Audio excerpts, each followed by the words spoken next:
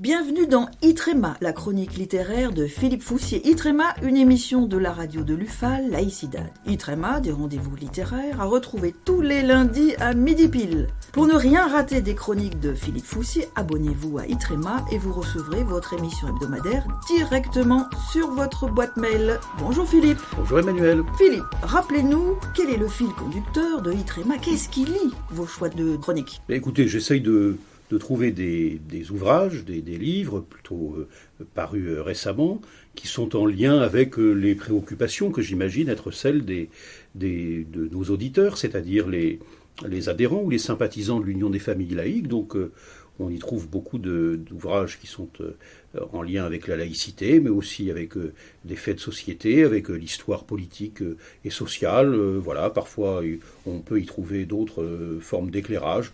Voilà un petit peu la trame générale. Pour cette troisième série d'épisodes qui vont nous réjouir tout l'été, vous allez nous parler dans les semaines qui viennent de Louise Michel, d'imposture décoloniale, d'assimilation, de défense des animaux, mais aussi de Napoléon. Pour l'heure, c'est avec le bêtisier du laïco-sceptique que vous ouvrez cette nouvelle salve de chroniques, le bêtisier du laïco-sceptique, un livre à 10 mains de René Frégosi, Nathalie Hennig, Virginie Tournay, Jean-Pierre Sacoun et Xavier Gorce. René Frégosi, dont je rappelle d'ailleurs que vous aviez chroniqué le livre Français, encore un effort pour rester laïque dans Itrema numéro 5. Oui, en effet. D'ailleurs, René Frégosi vient de sortir un nouvel ouvrage et j'aurai l'occasion, après l'avoir lu naturellement, de vous en reparler dans quelques semaines. Revenons-en donc à ce bêtisier. Notre période nous donne hélas à constater combien chaque jour la laïcité est dévoyée, travestie, trahie, détournée. On ne compte plus ses faux amis ni ses vrais ennemis, qui génèrent bien plus de confusion que de clarté sur le sujet. Alors ce bêtisier du laïco-sceptique vient à point nommé pour fournir un argumentaire à ceux qui douteraient des vertus émancipatrices de la laïcité. En 7 chapitres, 46 réponses à des questions pertinentes ou au contraire biaisées, et 35 dessins du célèbre Xavier Gorce et de ses grinçants pingouins, ce petit manuel d'autodéfense en temps d'offensive anti-laïque tous azimuts sera bien utile tant aux sceptiques qu'aux laïcs déjà convaincus. Nombre d'idées fausses tendent à mélanger laïcité et hostilité à l'égard de la foi.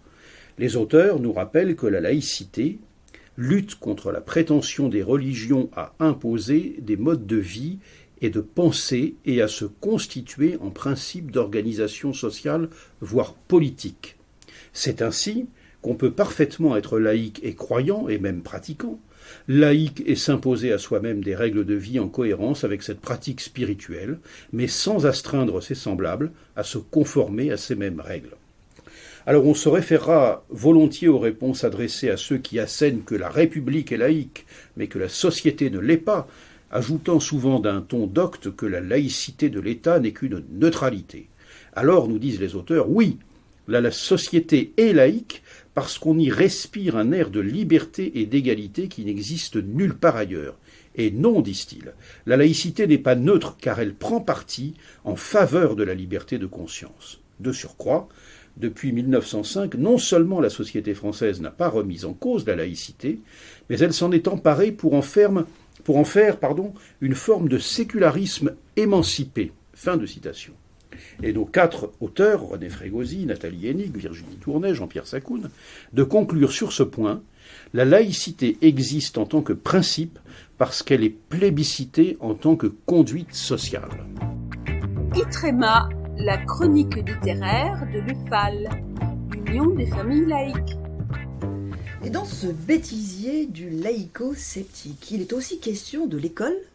Oui, en effet, un chapitre de ce petit manuel est judicieusement consacré au lien entre laïcité et savoir scientifique.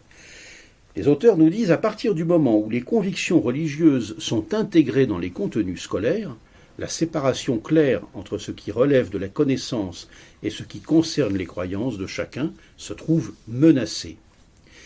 Sans doute purement théorique, pendant plusieurs décennies, cette réalité semble peu à peu s'imposer dans notre pays et ne concerne d'ailleurs pas qu'un champ strictement religieux.